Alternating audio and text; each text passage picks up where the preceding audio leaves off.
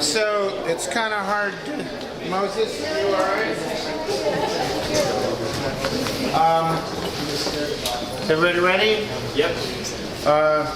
Mr. Tuki, if you please.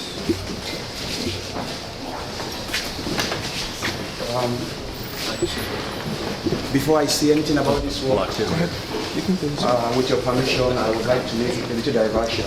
I humbly ask of that. But you should speak a little louder and out that way, where everybody is. Okay. Please, with your permission, before I say anything about my work, I would like to make some acknowledgements because this work wouldn't have been successful today without the contributions of very, very significant people, and it's in my culture that appreciation is very important. So I want to start by starting by thanking God for making this great day a reality. There was ups and downs, and I feel like running away from the academy, but this is the past now, and I thank God that it's a dream come true. Next, I want to appreciate my instructors. I never knew about my potentials. I came to this country and I was accepted with open hands.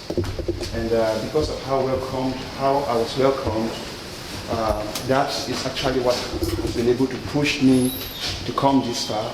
I say thank you very much. There's one thing I always say, it's either here or nowhere. This school is one of the most amazing schools in the world. And most times when we have something handy, we don't actually know the importance of what we have. But today I'm here to say, and this is a proof, that this school is one of the most amazing schools in the world. It's in this school that I actually got to understand that I had potentials that I had not had before. And I want to urge my colleagues that you should take time to listen to everything the instructors say and take advantage of all the time that you have here, because time wasted can never be regained.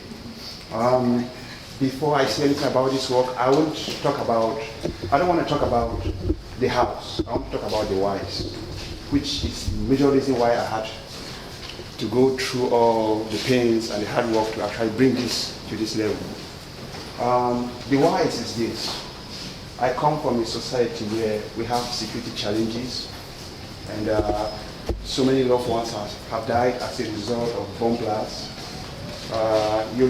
Someone is not sick, the person is healthy and hearty, and the person just goes out, and the next minute you just hear that the person is gone. What happened? Well, there was a bomb blast or something. And I'm in the US, but I can't really focus on my schoolwork because my body is here, but my spirit is in my home country trying to understand what's happening right there. And because of that, it was really very, very difficult for me to focus. Last semester, I had to come down in terms of my GP, and I resolved to taking a bold step of well, Tuki, you have one chance to right your wrongs. You are going to be here just once in your life. You are here to learn. You got to forget about your home country. I stopped to listen to the mass media. I changed my number, no calls from home. But my loved ones here will say, Tuki, have you had the latest thing in Nigeria? I'm like, shit, I'm trying to run away from all this information today. What they have. But all the same, that is the reason for all my bullshit. The reason for it is just to promote peace. That's the reason for all of this. I'm not concerned about form or probably concept. It's about trying to promote peace. You see, this wheel here, this wheel I got here is actually, I personally made a research. I went online, I went to the UN journal to actually think of all those things that actually promote warfare and insecurity. And I said, well, I'm in America today. I'm not in Nigeria. I've been able to actually enjoy from the good educational system of America. And since I'm well traveled, I said, okay, I'm going to pick components from different places in the world that I've traveled that actually can form this work.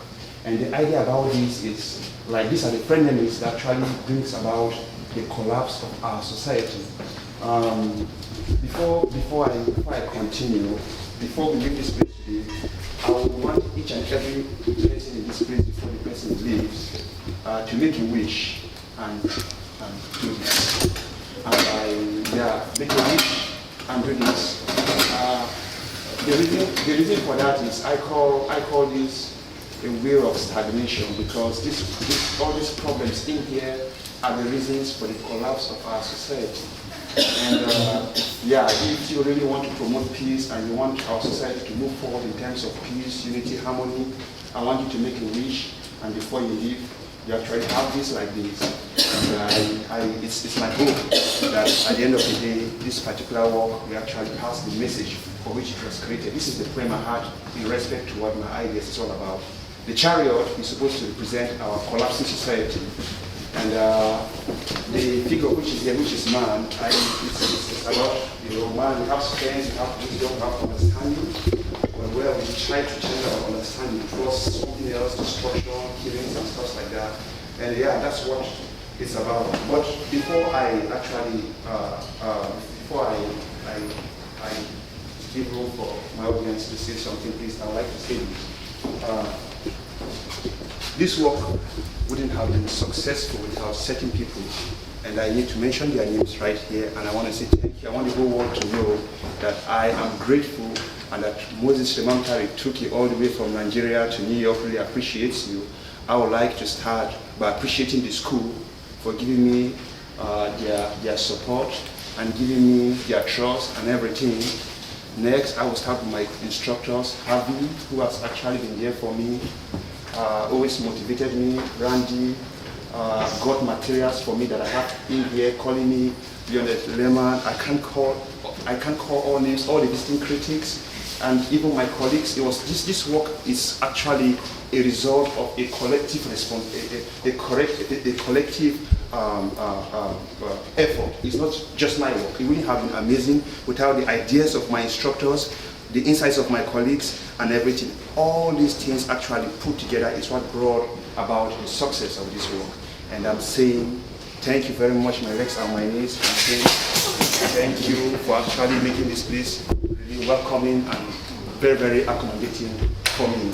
And this particular piece can only be successful if you love peace. You don't know what it means to actually live in a place where you have chaosity, you have problems, people dying, you are sleeping, you are scared of the unknown and stuff like that. It's really crazy. For this work to be finished, there are certain components of this work that is not in here right now, and I need my audience. If you love peace and you want to promote peace, you're not happy with what is happening in Syria, you don't want these issues of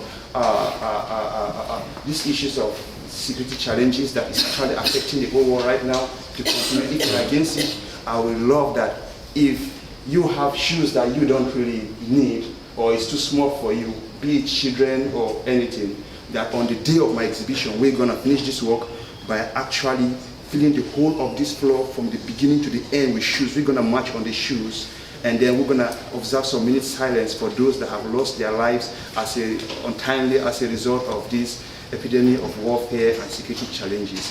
And that is why, and that's the reason for all of this. Thank you very much. If you have questions, I'm ready to speak.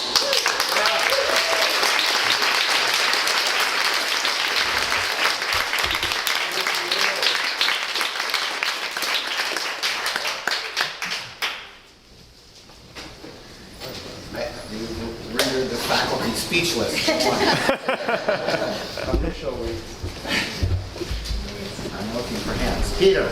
Well, I'm probably speaking for everybody. You know, we've been watching you work on this for 3 months, and it's not just how ambitious it was, it's just that you were all in right from the very beginning. Like you didn't doubt yourself, you just kept going no matter how many obstacles there were. You invented a language that you had to because we didn't have the facilities to weld. You know, just everything about this, your invention, the collecting that you've had to do, the scale, the ambition, is just remarkable for me.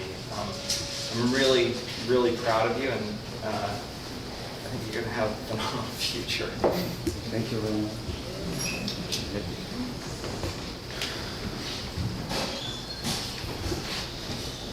Is the installation complete with the exception of the shoes? No.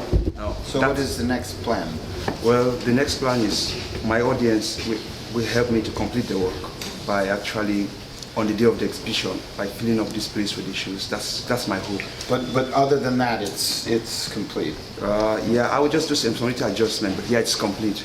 Yeah, pretty much complete. Yeah. But I'll just take up the rope and do the adjustments. Yeah, it's supposed to stand by itself. I didn't have time to take the ropes up because of the time frame, but it can actually stand on its own. It's supposed to be. Yeah, this is the market. It's the same position. So this is obviously supposed to be a spear, but the wood I had didn't have the strength to actually suspend this. So for security reasons, I decided to use a pole instead. But I will try to see how I can like. Thank you for that. Yeah.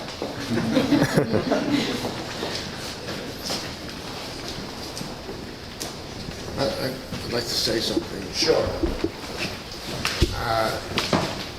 You know, any of you have been downstairs in the garden level, you know that the facilities we have are modest, and they're designed basically for a modeling curriculum.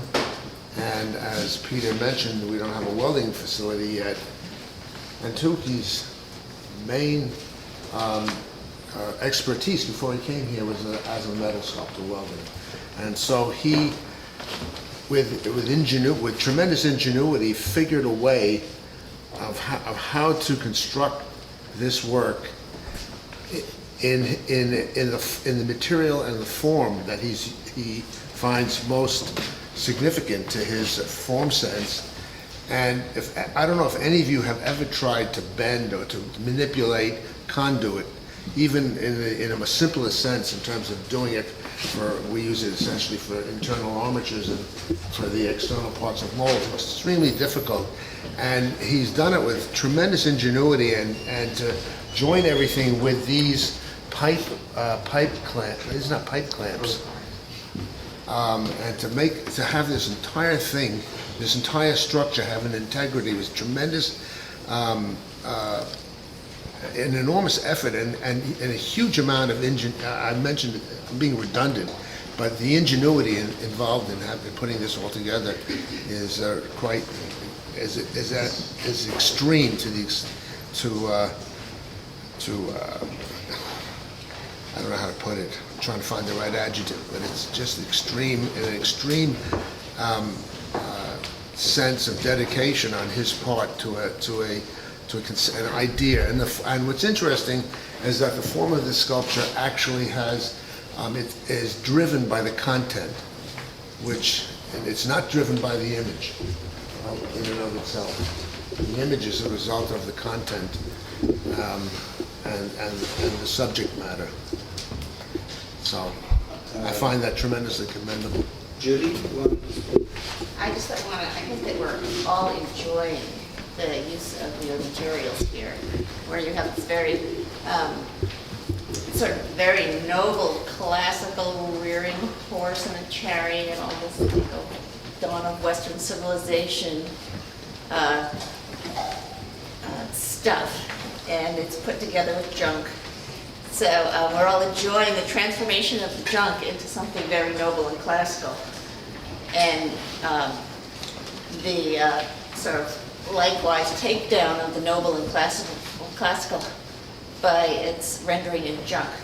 So I think that's sort of a very pleasurable thing for us all to contemplate as we go, as we look at the surface and see the gears and Coke cans and whatnot. I see. Randy and Melissa. We had, I won't mention his name, but sort of pathetic thin horse maybe 2 years ago. This one has mass, which is really great. It's like, a great hatching drawing by Leonardo da Vinci or something with the form.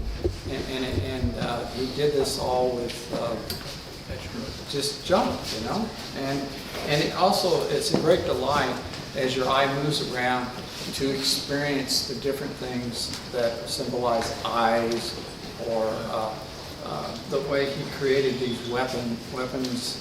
Great invention. It's just a pleasure to look at it and recognize what the object is, and then it has that double meaning of a hoof and then or a sewer pipe. And it's great job.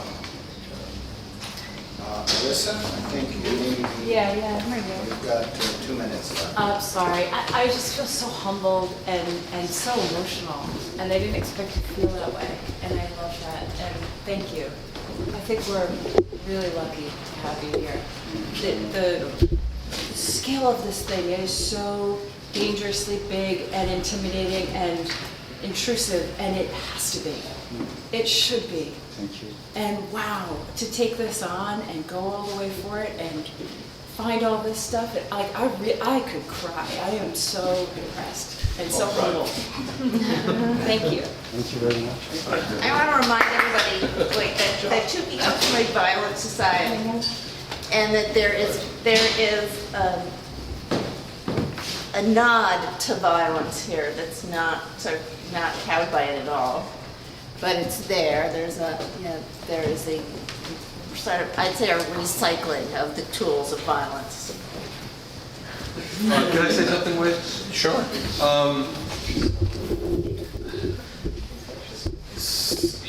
Making large.